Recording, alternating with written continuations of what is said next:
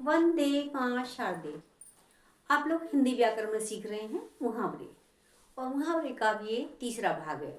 दो भाग में हम आपको काफ़ी सारे मुहावरे सिखा चुके हैं, यानी कि पूरा मुहावरा, उसका अर्थ और उसका प्रयोग। प्रयोग भी हम आपको एक कम से कम दो दो तक कराए हैं हमने, दो तीन तक बोलते चले जा रहे हैं। तो देखिए, प्रयोग आपको आपको ही करना है, आप अपने अकॉर्डिंग कर सकते हैं। बस ज़रूरी क्या है कि मुहावरे का अर्थ होना, अर्थ आपको पता होना कि अर्थ क्या है। अर्थ पता होगा तो आप मुहावरा अच्छे से प्रयोग में कर ला सकते हैं, और प्रयोग में जब भी लाएंगे जब मुहावरे का अर्थ पता होगा। इसलिए आप वीडियो को ध्यान से देखिए, खूब अच्छे से समझिए, और आपकी स्मृति में रहेगा जब इसका अर्थ, तो मुहावरे का प्रयोग भी बिल्कुल सही बनेगा, गलत होगा ही नहीं। चलिए आइए शुरू करते हैं आज की वीडियो। पहला शब्द है गड़े मुर्दे उखाड़ना, यानी पुरानी बातें याद दिलाना। क्या होता है कि जब कोई कहीं लड़ाई झगड़ा होता है या कहीं कोई भी इस तरीके की बात होती, तो कहते हैं वो तो गड़े मुर्दे क्यों उखाड़ रहे हो गई हैं, तो बात बीत चुकी, उसको भूल जाइए। तो क्या होता है कि कहलाता है गड़े मुर्दे उखाड़ना, यानी इस चीज़ का प्रयोग देखेंगे।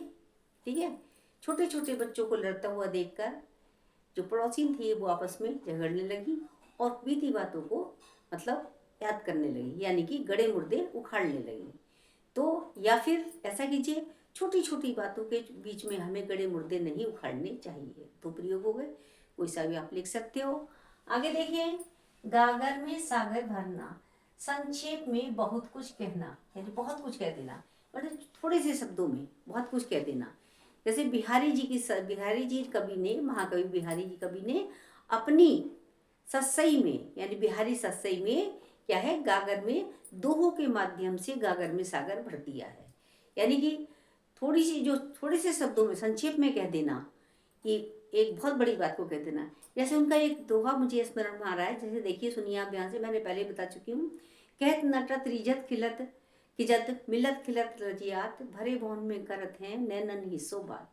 तो देखिए ये उनका एक दोहा है। तो इसमें एक एक शब्द, कहत माने कहता है, नतत माना कर देता है, खिजत लजियात खिज जाता है, और लजियात लजा जाते हैं। भरे भवन में करत है नैनन ही सो बात, यानी नायिका नायक जो है नायिका से मिलन की बात कहता है। ठीक है, तो कहत कहता है, नटत नायिका मना कर देती है, और रिजत खिजत खिजत वो खिज जाती, खिज जाना, यानी कहते खींचना किसी बात को लेकर के।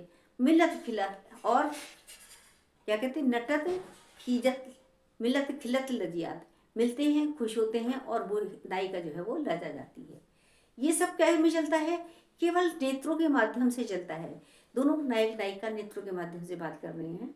ठीक है, तो वहां पर जो है आपका ये संक्षिप्त में कहा है, यानी दोहा तो एक संक्षिप्त में है, थोड़ी थोड़ी मात्राओं के माध्यम से उन्होंने दोहा तैयार होता है। उस दोहे से बहुत बड़ी बात को उन्होंने कह दिया है, जिसको कि हम पूरा कम से कम एक पेज में लिख सकते हैं।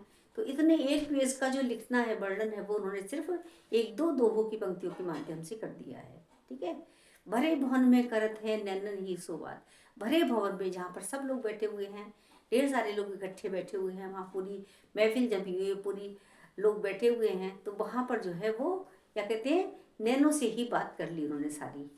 तो इस तरीके से जो बिहारी कवि हैं, उन्होंने अपनी बिहारी सस्सई में इसका वर्णन किया है, दोहों के माध्यम से गागर में सागर भर दिया है। चलिए आगे चलें। गागर में सागर भरना, संक्षेप में बहुत कुछ कह देना। गिरगिट की तरह रंग बदलना, अस्थिर होना, स्थायी होना ही नहीं। आजकल के नेता गिरगिट की तरह रंग बदलते हैं, यानी कि एक संस्था से, एक जो जिसको कहना है पार्टी से दूसरी पार्टी में एकदम चले जाते हैं। इस तरीके से उनके लिए कहा जाना उपयुक्त है कि गिरगिट की तरह आजकल के नेता रंग बदलते हैं, यानी एक पार्टी से दूसरी पार्टी में पहुंच जाते हैं और गिरगिट की तरह रंग बदल लेते हैं। चलिए आगे अगला देखेंगे। गुलर का फूल होना, बहुत मुश्किल से प्राप्त होना। तो गुलर का फूल होना यानी बहुत, गुलर का जो फूल होता है वो मुश्किल से ही होता है, बड़ी मुश्किल से प्राप्त होता है।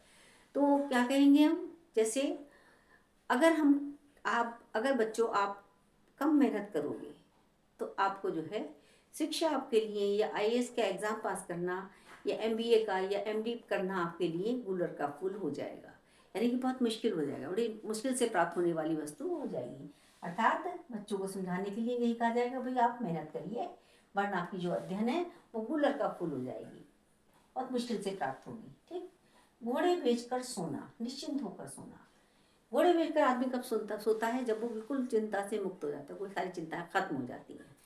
तो परीक्षा समाप्त होने के पश्चात सभी बच्चे घोड़े बेचकर सोते हैं, सभी विद्यार्थी घोड़े बेचकर सोते हैं, निश्चिंत होकर सो जाते हैं। भाई तो परीक्षा कल है ही नहीं। जब पूरी परीक्षाएं संपन्न हो जाती हैं, समाप्त हो जाती हैं, तब यही कहते हैं कि भाई अब तो हम सोएंगे, घोड़े बेचकर सोएंगे भाई हम। ठीक है, यानी कि इसका प्रयोग क्या लिखेंगे? विद्यार्थी परीक्षा समाप्त होने के पश्चात घोड़े बेचकर सोते हैं।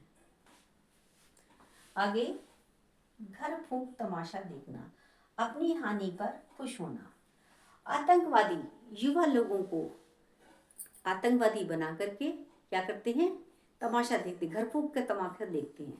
जैसे पाकिस्तान में जितने युवा लोग हैं सारे आतंकवाद को जो है वो उसका फॉलो कर रहे हैं, आतंकवाद को अपना रहे हैं। और होता क्या है, जब उनकी जान चली जाती है तब भी क्या है, वो उनके लिए तो एक घर फूंक के तमाशा देखना ही होता है। अर्थात आतंकवादी लोग युवा वर्ग को फंसाते हैं और घर फूंक कर तमाशा देखना उनका शौक बन गया है। घर फूंक कर तमाशा देखना जो है उनकी एक आदत बन चुकी है। अगला हमने लिया है घी के दिए जलाना, बहुत खुशियां मनाना। ठीक है, घी के दिए कब जलाते हैं हम? जब बहुत खुश होते हैं। आप इसके बहुत सारे एग्जाम्पल लिख सकते हो कि दिवाली पर हम घी के दिए क्यों जलाते हैं। ठीक है, वहीं से आप ले लीजिए इसका उदाहरण भी। 14 वर्षों के वनवास के पश्चात जब रामचंद्र जी अयोध्या वापस आए थे तो अयोध्या वासियों ने उनके आगमन की खुशी में घी के दिए जलाए थे। यानी बहुत अधिक खुशी मनाना, बहुत अधिक खुशी प्रकट करना। आगे है चार चांद लगाना, शोभा बढ़ाना। ठीक है, अब इसके लिए बहुत अच्छा सा एग्जाम्पल कुछ भी लिख सकते हैं कि जैसे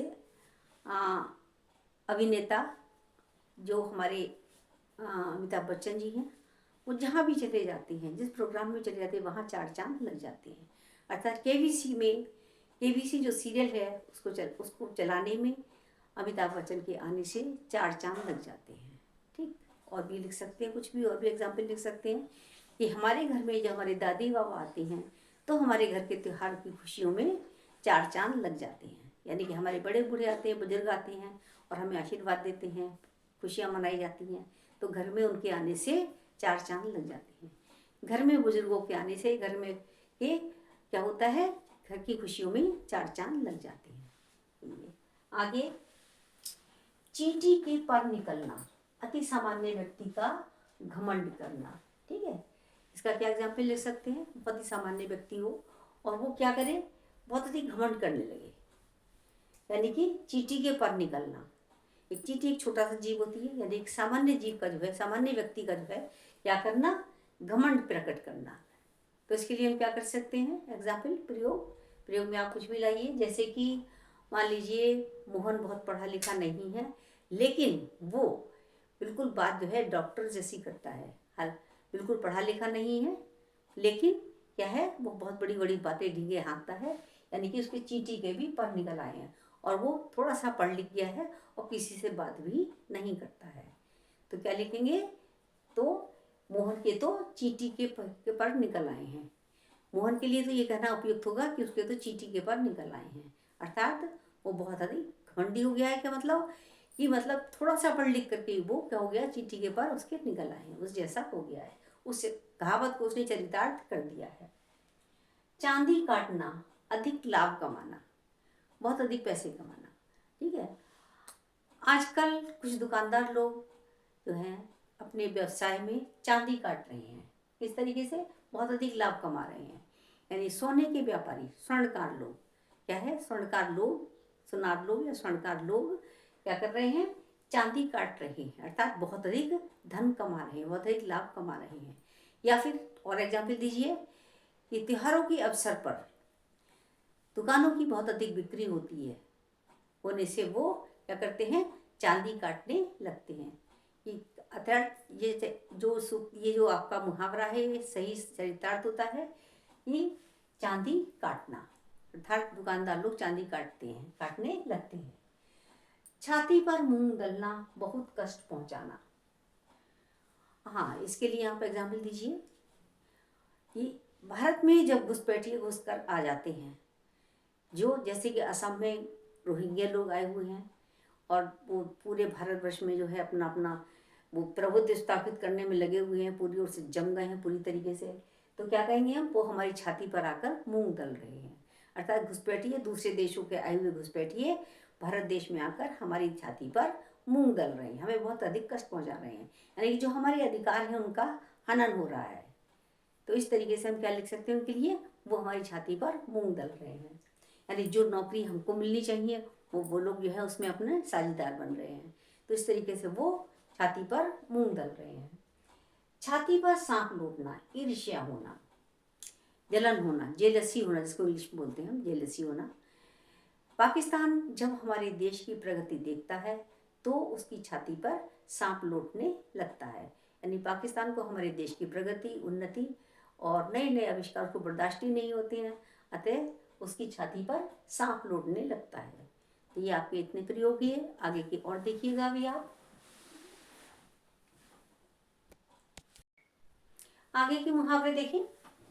जले पर नमक छिड़कना, परेशान को और परेशान करना। कोई व्यक्ति परेशान है, हम उसको और को परेशानी में डाल दें, ठीक है, उससे ऐसी बातें करें जिससे उसका दिल जलने लगे, परेशान हो जाए, तो उसको हम कहते हैं जले पर नमक छिड़कना। छोटू की नौकरी तो छूट गई थी और उसके बाद में उसके रिश्तेदारों ने उसको परेशान करना शुरू कर दिया, उससे तरह तरह की बातें करने लगे, इस तरह वो जले पर नमक छिड़कने लगे, यानी रामू की नौकरी छूटते ही रिश्तेदारों से उसके जले पर नमक छिड़कने लगे। तो ये प्रयोग हुआ आपका। आगे दूसरा देखें। टोपी उछालना, बेइज्जत करना। थोड़े से पैसे आ जाने पर रामू दूसरे लोगों को हर समय क्या करता है, उनकी टोपी उछालता रहता है। एक तो प्रयोग ये होगा, दूसरा प्रयोग और बताते हैं आपको। आजकल के नेता जब भी भाषण देते हैं तो एक दूसरे की टोपी उछालते नजर आते हैं, ये भी एग्जाम्पल है। आगे अगला देखें। टेढ़ी खीर होना, कठिन कार्य करना। टेढ़ी खीर होना, कठिन कार्य करना। अब इसका क्या आप लिखेंगे हम, आईएएस परीक्षा पास करना वास्तव में टेढ़ी खीर है, ठीक है। आईएएस परीक्षा पास करना वास्तव में टेढ़ी खीर है, या एवरेस्ट की चोटी पर चढ़ना टेढ़ी खीर के समान है। तो दो एग्जाम्पल आपको इसके दे दिए हमने। ठाकुर सुहाती करना, चापलूसी करना। इसका क्या एग्जाम्पल लिखें। ठाकुर सुहाती का मतलब है किसी की मतलब चापलूसी करें, चमचागिरी करें, वो कहलाएगी आपकी ठाकुर सुहाती करना, ठीक है। तो उसका एग्जाम्पल हम क्या लिखेंगे, प्रयोग क्या लिखेंगे।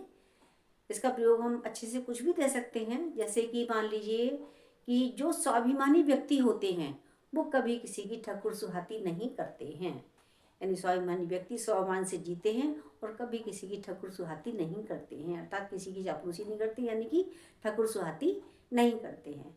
या स्वाभिमानी व्यक्तियों को या हम सभी को किसी की भी ठाकुर सुहाती नहीं करनी चाहिए, अपनी मेहनत के बल पर धन कमाना चाहिए और किसी की भी ठकुर सुहाती नहीं करनी चाहिए। चलिए आगे, या फिर और भी लिख सकते हैं।